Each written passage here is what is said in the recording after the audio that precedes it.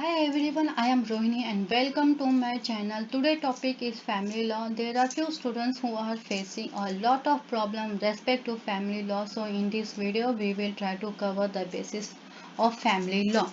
Here is the introduction. In introduction we will cover the what is a family law और meaning of family law in India. That means पारिवारिक विधियां, इसको आज हम समझने की कोशिश करते हैं।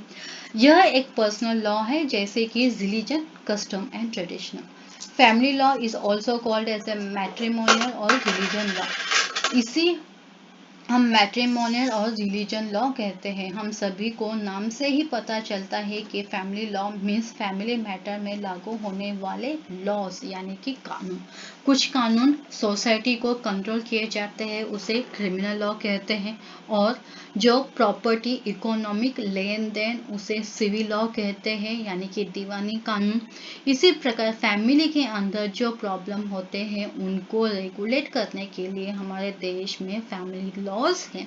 नाम से ही स्पष्ट होता है, जो परिवार में विभिन्न बातों में लागू होते हैं उसे फैमिली लॉ कहते हैं और इन्हीं कानून को मैट्रिमोनियल लॉ भी कहा जाता है।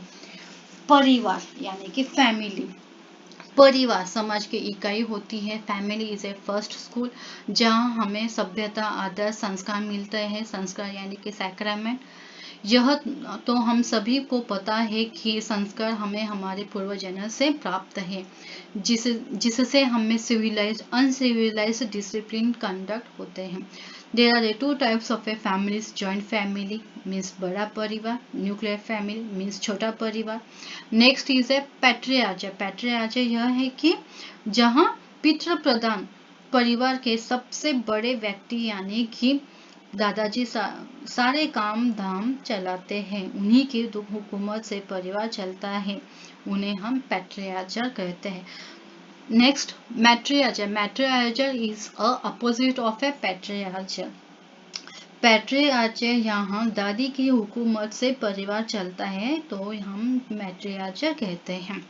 Next is a relation. In relation there are a parents, grand parents, childrens etcetera. Relation में क्या क्या आता है? पेरेंट्स आते हैं, ग्रैंड पेरेंट्स आते हैं, चिल्ड्रंस आते हैं इत्यादि।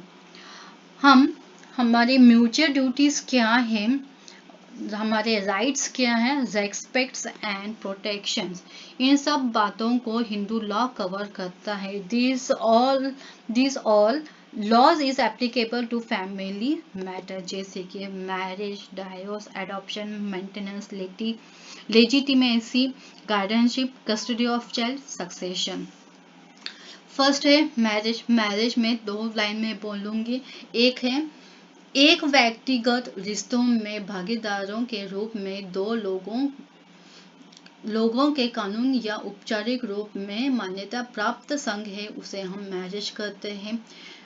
we know all this and we know this also divorce। डायोस क्या है? और डिवोर्स एक अदालत या अन्य सक्षम निकारा द्वारा एक शादी का कानून विघटन, अपने पहले पति से तलाक यानी कि 3 में से एक विवाह तलाक। नेक्स्ट है एडॉप्शन। एडॉप्शन क्या है? गोद लेना एक ऐसी प्रक्रिया है जिससे एक व्यक्ति उस व्यक्ति के जैनिक या कानूनी माता पिता कहलाते हैं। नेक्स्ट है मेंटेनेंस। मेंटेनेंस में अक्सर पति पत्नी के समर्थ या गुजारा भत्ता के पर्याय के रूप में उपयोग किया जाता है। यह शब्द वास्तव में गुजारा भत्ता की जगह ले रहा है। परंपरागत रूप में गुजारा भत्ता पूरी तरह से पत्नी का अधिकार है कि वह पति द्वारा समर्पित हो।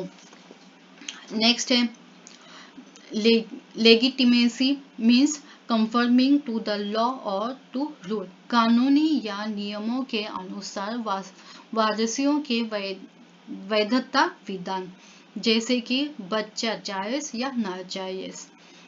नेक्स्ट है गार्डियनशिप यानी कि द पोजीशन और द प्रोटेक्शन ऑफ और डिफेंडिंग समवन, जैसे कि किसी की रक्षा करना या उसकी रक्षा करने की स्थिति।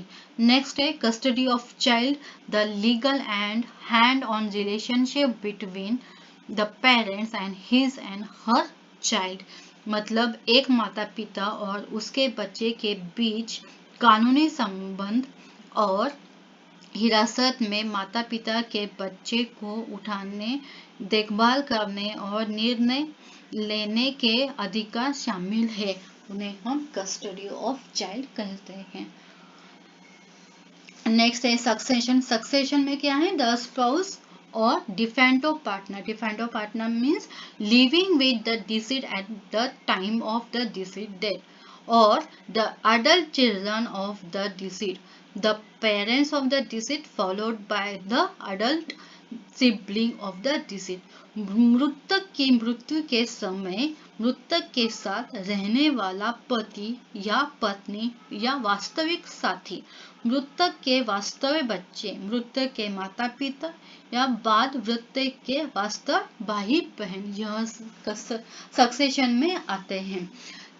तो please subscribe my channel, like, share and do not forget to press bell icon. It will keep updating you. Thank you.